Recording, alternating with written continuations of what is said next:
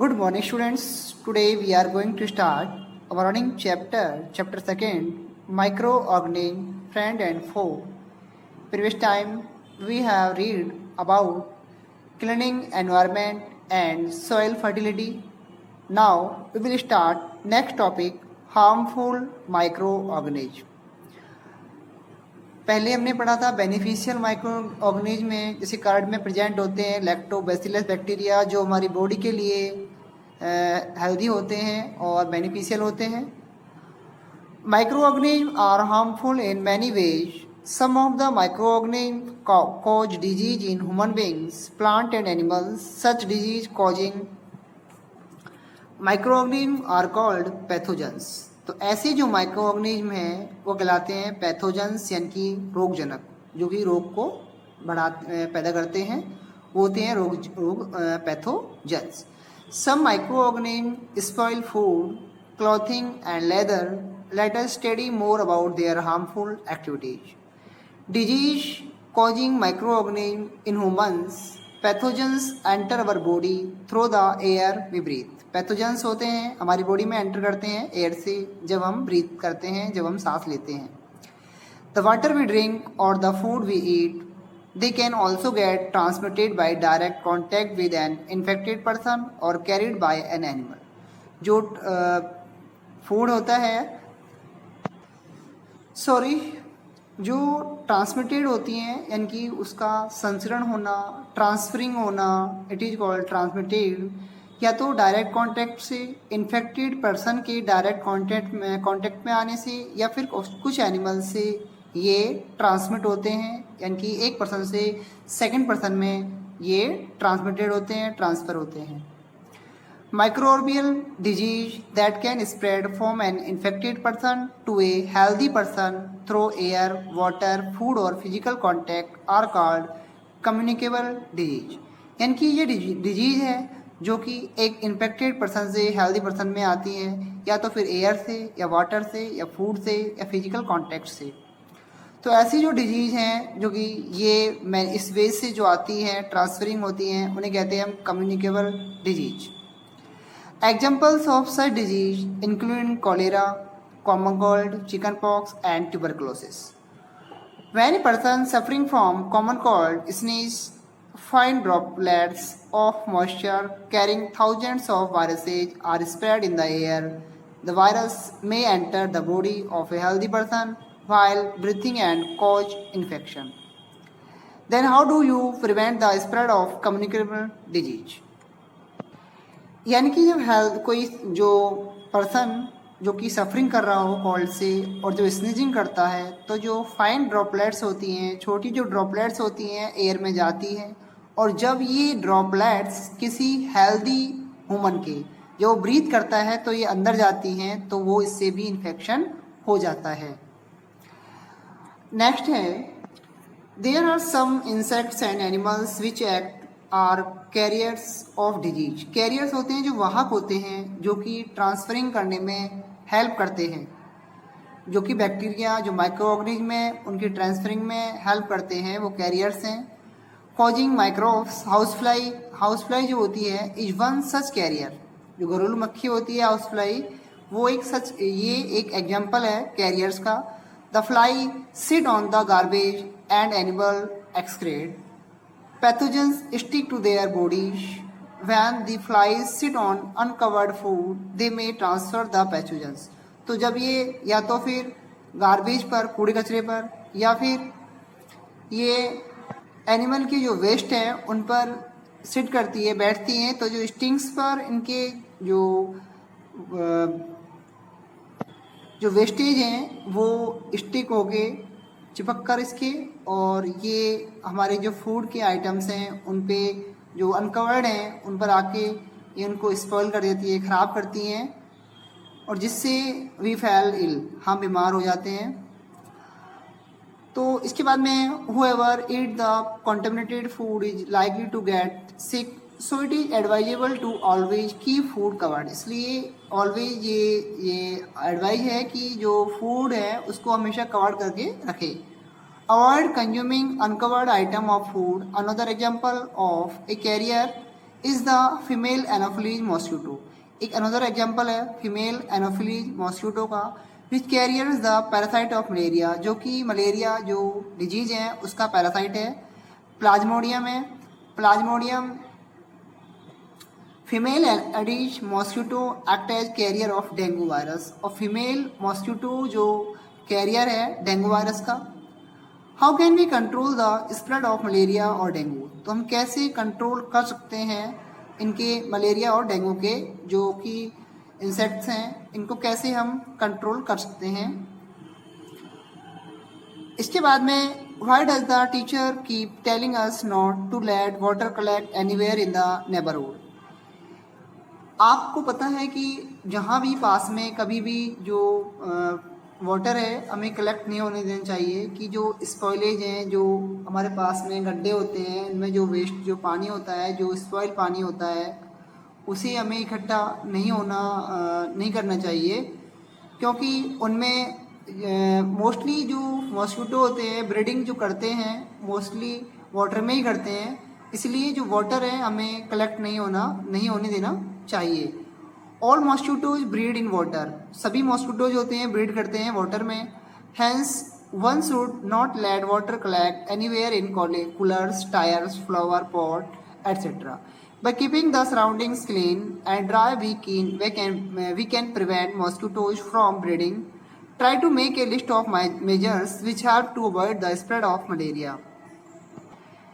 ये एक चार्ट है some common human disease cause by micro organism. जो डिजीज है ह्यूमन डिजीज है जो माइक्रो ऑर्गेनिज्म से क्रिएट होती है, उनमें कुछ जो डिजीज है ह्यूमन डिजीज है कुछ बैक्टीरिया से है, कुछ वायरस से है, कुछ प्रोटोजोआ से है।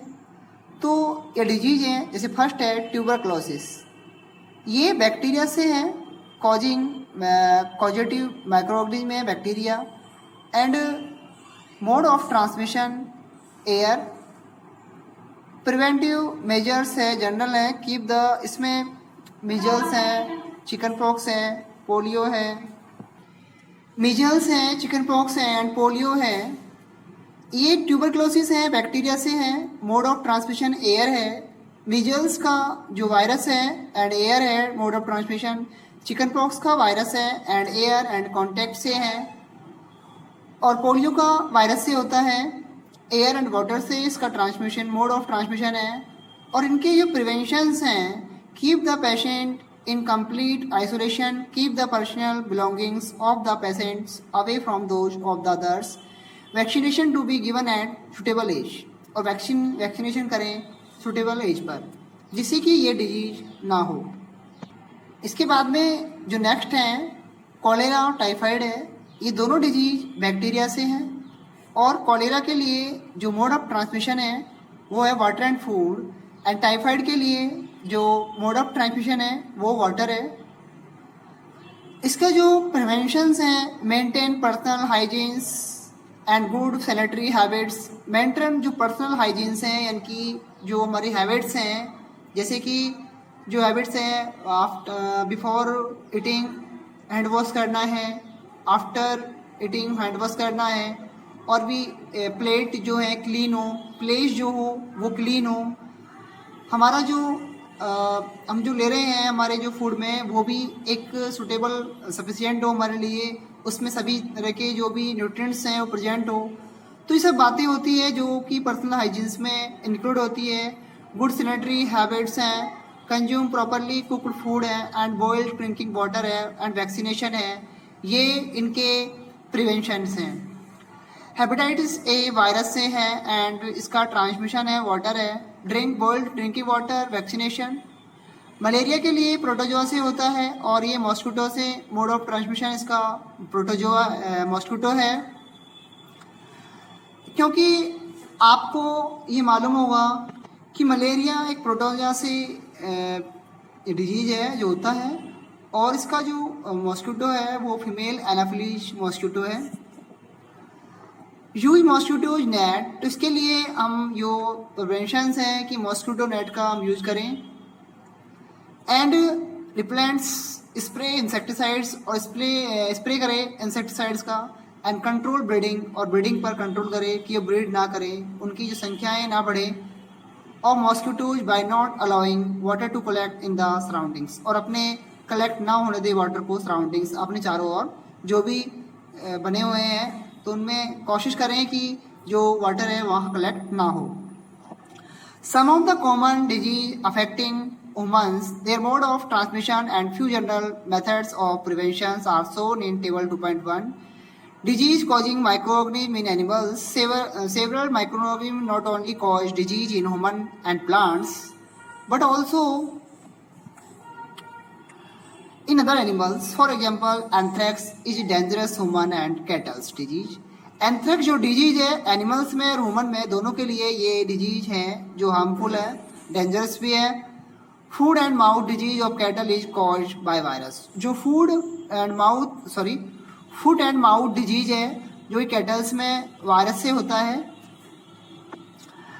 इसके बाद में Robert Koch 1876 discovered the bacterium bacillus anthracis.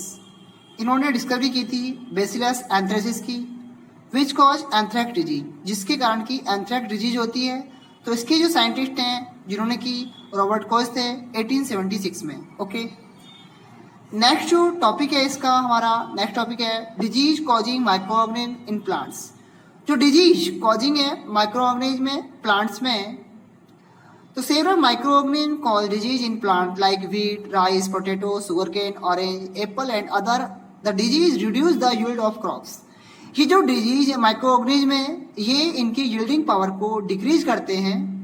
C table 2.2 for some such plant disease they can be controlled by the use of certain chemicals which kill the microbes. अभी हमने जो प्रीवियस पेज पढ़ा था उसमें हमारे जो डिजीज थे वो ह्यूमन डिजीज के बारे में था, वो पैराग्राफ था। अब जो हम पढ़ रहे हैं, अब ये जो टेबल है जो आप देख रहे हैं, ये टेबल आपके प्लांट्स के बारे में है कि प्लांट्स में डिजीज होती हैं जो कि उसकी यील्डिंग पावर को, प्रोडक्शन पावर को डिक्रीजिंग करती है।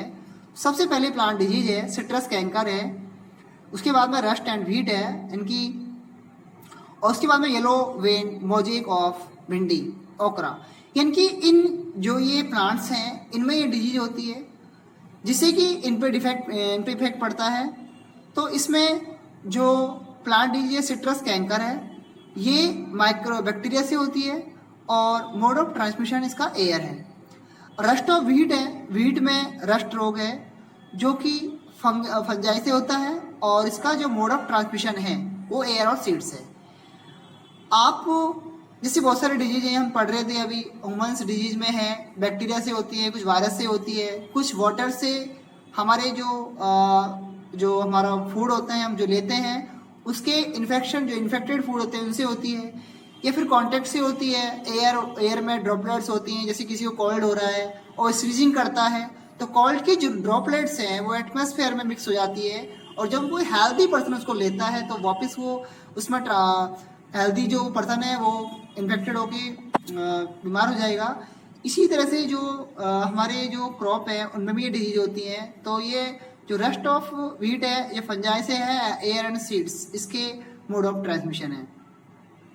येलो वेन ऑफ मोजेक भिंडी में होता है और ये वायरस से होता है और ये इसका मोड ऑफ ट्रांसमिशन है जो कि ट्रांसमिशन करता है। ट्रांसमिशन मैंने संचरण करना, जो ले जाते हैं वो इंसेक्ट्स है। तो देखिए सिट्रस कैंकर एयर से जाता है, इसका ट्रांसमिशन एयर हुआ। रस्ट ऑफ व्हीट का एयर और सीड्स हुए, और येलो वेन जो होता है भिंडी में उसमें जो उसका जो ट्रांसमिशन है वो इंसेक्ट करते हैं। इसके बाद में फूड पॉइजनिंग है, इसके बारे में पढ़ते हैं फूड पॉइजनिंग के बारे में। Boojho was invented by his friend to a party and he ate a variety of food stuff. Food stuff होता है खाद्य जो पदार्थ है जो हम लेते हैं। On reaching home he started vomiting, उसने स्टार्ट कर दिया वोमिटिंग करना स्टार्ट कर दिया। And hand to may taken to a hospital. The doctor said that condition could be due to food poisoning. तो डॉक्टर ने कहा भाई बीमारी होने का जो रीजन है वो क्या है, फूड पॉइजनिंग है, कि जो खाना है उसके पॉइजन बनने के कारण ऐसा हुआ है। Paheli wonders how food can become a poison. तो पहली कह रहा है कि भाई कैसे फूड पॉइजन होता है। तो food poisoning could be due to the consumption of food spoiled by some micro organism. तो उसके जो माइक्रो ऑर्गेनिज्म है उससे फूड स्पॉइल होता है। Micro organism that grow on our food sometimes produce toxic substance. Micro organism होते हैं जो कि फूड में कुछ समय बाद में ही ग्रो करके और टॉक्सिक सब्सटेंस बनाते हैं। These make the food poisonous causing serious illness and even death. और ये जो फूड पॉइजनस बनाते हैं जिससे कि सीरियस डिजीज होती है और इससे कभी डेथ भी हो सकती है, इतने पॉइजनस होते हैं जो ये माइक्रो ऑर्गेनिज्म है। So it is very important that we preserve food to prevent it from being spoiled. तो इसलिए ये बहुत इंपॉर्टेंट है कि हमारे फूड को हम प्रिजर्व रखें और स्पॉइल होने से बचाएं और हेल्दी रहें। इसके बाद में फूड प्रिजर्वेशन हैं। In chapter first we have learned about the method used to preserve and store food grains. तो हम प्रीवियस चैप्टर में हमने पढ़ा कि कैसे प्रिजर्व करते हैं फूड को, और अब हम ये पढ़ेंगे, हमने पढ़ा क्रॉप्स को कैसे प्रिजर्व करते हैं, फूड ग्रेन्स को कैसे प्रिजर्व करते हैं। How do we preserve cooked food at home. You know that bread left unused under moist condition is attacked by fungus. Microorganism spoil our food, कि कैसे हमारी ब्रेड्स खराब हो जाती हैं, हमारे फूड स्पॉइल हो जाते हैं। Spoil food emits bad smell and has a bad taste and change colours. और जो स्पॉइल फूड होता है उसके कलर चेंज हो जाते हैं, उसमें स्मेल आने लगती है और उसका टेस्ट भी चेंज हो जाता है। Is spoiling of food chemical reactions. तो ये सब फूड केमिकल्स के रिएक्शन से होता है कि जो स्पॉइलिंग होती है। पहली bought some mangoes but she could not eat them for a few days. Later she found that they were spoiled and rotten. पहली ने कुछ आम लिए और नहीं खाए कुछ समय बाद, कुछ डेज तक, तो वो स्पॉइल हो गए और वो रोटन हो गए, सड़ गए। But she knows that the mangoes pickles her grandmother make does not spoil for a long time. She is confused. Let us study the common methods of preserving food in our homes. We have to save it from attack of microorganisms. तो हम ये पढ़ेंगे इसमें कि हम कैसे हमारे food को प्रिजर्व करें, माइक्रो ऑर्गेनिज्म के अटैक से बचाएं, जिससे कि हम उसको लॉन्ग टाइम तक प्रिजर्व रख सकें। तो अब नेक्स्ट टाइम जब हम रीड करेंगे तो ये पढ़ेंगे कि कैसे हमारे जो फूड को हम प्रिजर्वेशन कर सकते हैं, कौन कौन से वेज है, फ्रीजिंग मेथड है, बॉइलिंग मेथड है लिक्विड के लिए, और हमारे रेफ्रिजरेटर का यूज करते हैं प्रिजर्वेशन के लिए, या फिर हम साल्ट का यूज करते हैं। ये हम नेक्स्ट टाइम यूज करेंगे, नेक्स्ट टाइम रीड करेंगे कैसे फूड को प्रिजर्व किया जाए। Okay, thank you.